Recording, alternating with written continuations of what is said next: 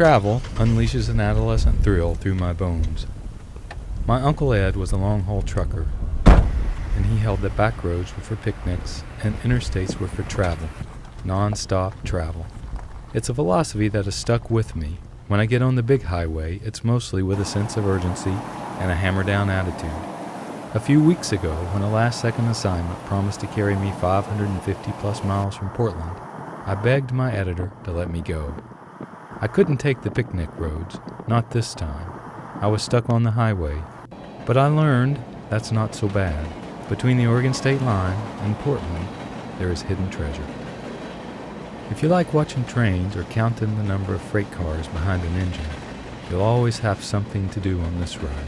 From tiny Huntington on the eastern edge of the state on into Portland, trains fold into our geography. When gold was king, the Geyser Grand Hotel in Baker City was one of the finest between Portland and Salt Lake. The historic hotel is still a draw, but there is more to this old west town. The Oregon Trail Interpretive Center is just west of Baker City. Wagon ruts carved into the Oregon Trail more than 160 years ago are still here.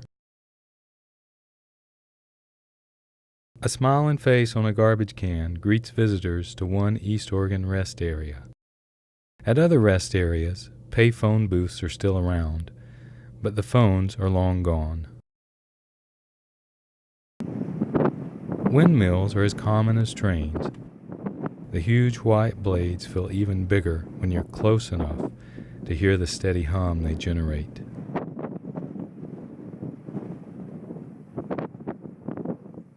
Oregon's dry side is a memory by the time I reach Arlington. Rain pelts the windshield, wind forces me to grip the steering wheel.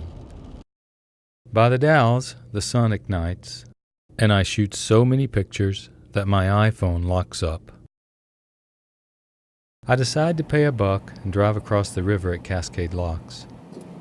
All the bridges across the Columbia provide a commanding view, but I love this one. Charles Lindbergh flew the Spirit of St. Louis under the Steel Truss Bridge in 1927. I stop and study the mural on the south support beneath the bridge. Eagles, bears, coyote, and even Sasquatch are in the work. As Portland comes into view, the 376 miles from Ontario are behind me.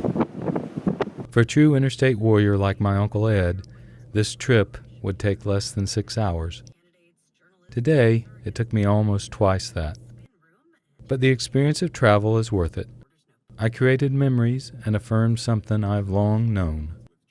There is adventure in any trip, and it's up to us to seek it out.